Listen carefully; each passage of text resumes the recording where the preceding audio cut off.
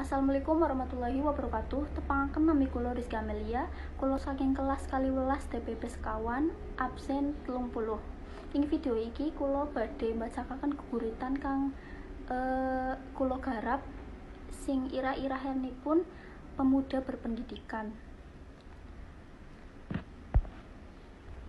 Tembungipun pendidikan puniku cahaya kesugengan.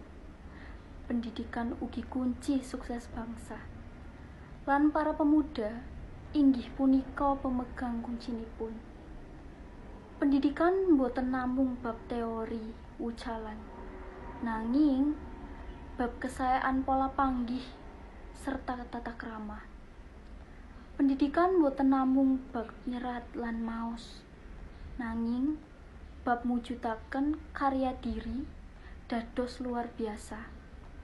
Ingkang puniku dadosa pemuda pendidikan supados bangsa bisa maju lan sukses.